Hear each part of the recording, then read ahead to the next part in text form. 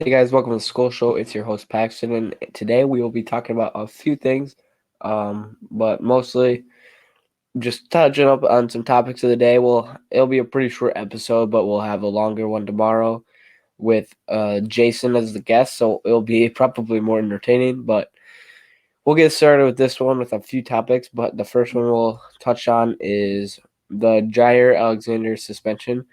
Yeah, he is not very smart. So I'm gonna um, pull up the video right now if I can of him talking about it, but he is not.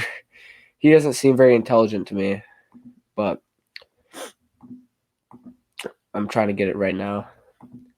Just a quick rundown of what happened. So he went out for the coin toss when he wasn't named as a captain by um, LaFleur, and then he almost accidentally made it so the Packers had the ball or had started on defense for both halves, so that would not be good.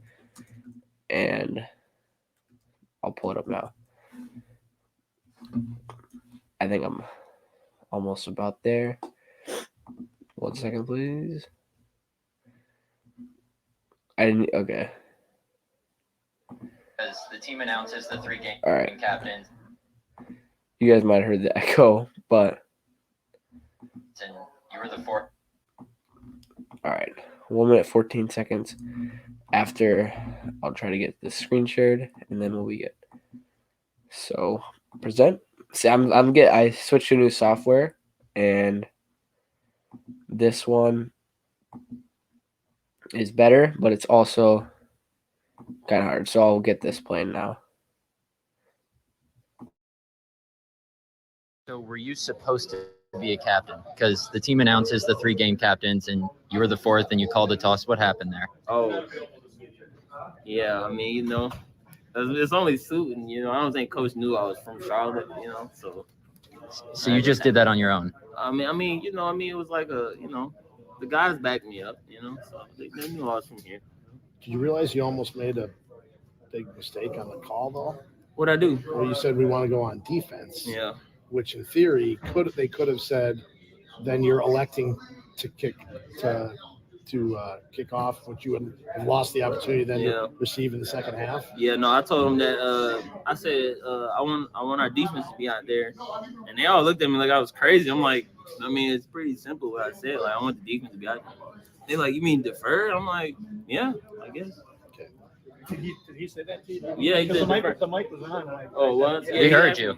Oh, really? No, he was just like defer. I was like, yeah. Everybody was like, yeah. Everybody was laughing. I'm like, what y'all laughing at? It's pretty obvious what I'm asking for. So did anyone say anything to you when you got back to the sideline? Why would they?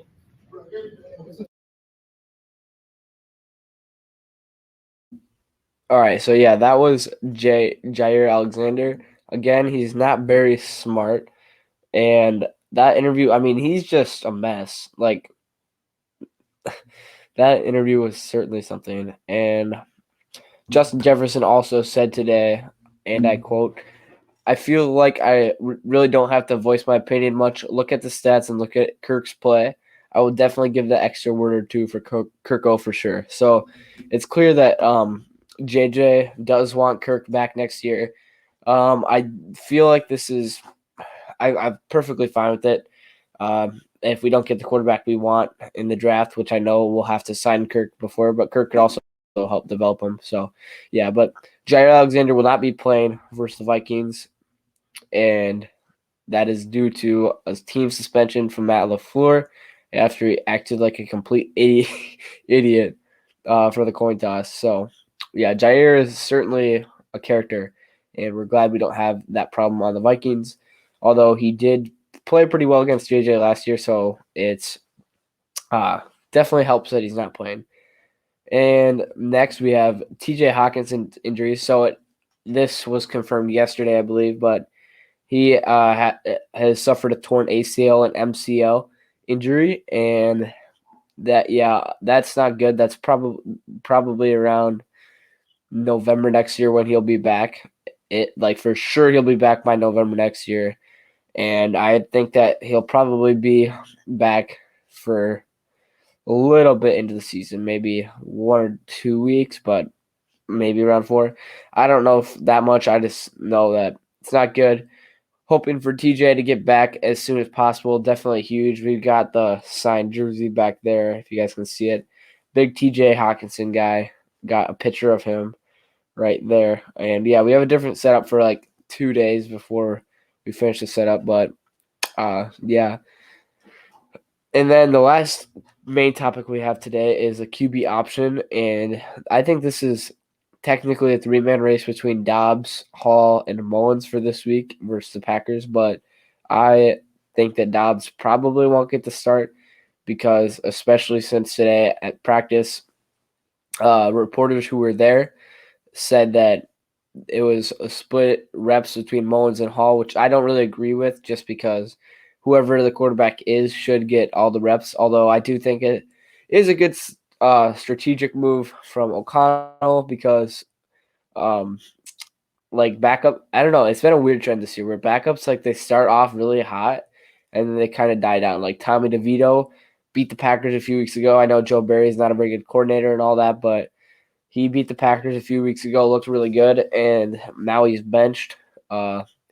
Josh Dobbs is a great example. When he got the Vikings, he started off amazing, and then he just started to suck. But yeah, Joe Flacco might start to die down.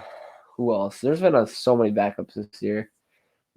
Let's go through. I'm gonna go look at the teams quick, but I think that Hall should get the start because I think it's just best to see what we have in him, and potentially we might not even need to draft a quarterback next year because if Hall ended up being really good, is that likely? Probably not. But yeah, back to what I was saying for the QBs that started off hot, like Bailey Zappi started off hot for New England.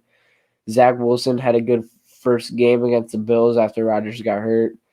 Going down the list, Joe Flacco's been great, but he hasn't died down, so he might just actually be good.